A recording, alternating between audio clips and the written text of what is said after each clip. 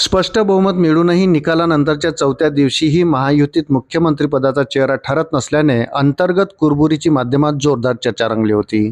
एकनाथ शिंदे यांच्याकडून पुन्हा मुख्यमंत्रीपद मिळावे यासाठी दबावतंत्राचा वापर सुरू असल्याचेही बोलले गेले. गेले 4 दिवस एकनाथ शिंदे माध्यमापासून दूर होते. अखेर बुधवारी एकनाथ शिंदे यांनी आपली भूमिका स्पष्ट केली. महायुतीने गेल्या 2.5 वर्षात जनतेच्या हितासाठी काम केले, त्यामुळे आम्हाला स्पष्ट बहुमत मिळाले. सरकार बनविण्यात आमचा कोणताही अडथळा असणार नाही, असे मोदी शहा यांना फोन करून कळवल्याचे एकनाथ शिंदे यांनी सांगितले. तसेच मुख्यमंत्रीपदावर अंतिम निर्णय घेण्याचे सर्वाधिकार मोदी शहा यांना असल्याचे त्यांनी आवर्जून सांगितले. परंतु मुख्यमंत्री पदावरून आपण दावा सोडत असल्याचे त्यांनी संपूर्ण पत्रकार परिषदेत कुठेच सांगितले नाही.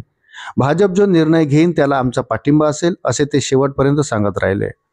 स्पष्ट बहुमत मिळाल्यानंतर भारतीय जनता पक्ष मुख्यमंत्री पदावरील दावा सोडण्यास तयार नसल्याने एकनाथ शिंदे प्रचंड नाराज असल्याचे बोलले गेले. विधानसभा निवडणुकीचा निकाल लागून 4 दिवस उलटले तरी मुख्यमंत्री पदावर निर्णय होत नसल्याने सेना भाजप अशा दोन्ही पक्षात नाराजी होती. आपलाच नेता मुख्यमंत्री व्हावा यासाठी सेना भाजपचे कार्यकर्ते प्रचंड आग्रही होते. परंतु भाजपकडून एकनाथ शिंदे यांना स्पष्ट निरोप देण्यात आल्यानंतर एकनाथ शिंदे यांनी बुधवारी आपली भूमिका स्पष्ट केली. मी मनमोकळा माणूस आहे. मी कधीही ताणून ठेवलेलं नाही.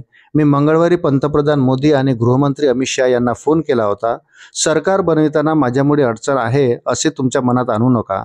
तुम्ही आम्हाला खूप सहकार्य केले, त्यामुळे तुम्ही निर्णय घेऊ शकता. तुमचा निर्णय आम्हाला मान्य असेल, असे मोदी शहांना सांगितल्याचे एकनाथ शिंदे म्हणाले. तसेच गुरुवारी नवी दिल्लीत मुख्यमंत्री पदासंदर्भात आणि मंत्रिमंडळाच्या चर्चेसाठी बैठक होईल, असे एकनाथ शिंदे यांनी सांगितले. भाजप श्रेष्ठींना निर्णय घेण्याचे सर्वाधिकार असतील असे तुम्ही सांगितल्याने मुख्यमंत्री पदावरील दावा आपण सोडला असे म्हणायचे का? त्यावर बोलताना शिंदे म्हणाले, मी वारंवार सांगतोय, मोदी शहा यांनी गेली 2.5 वर्षे आम्हाला सहकार्य केलं. सर्वसामान्य शिवसैनिकांना त्यांनी मुख्यमंत्री बनवले.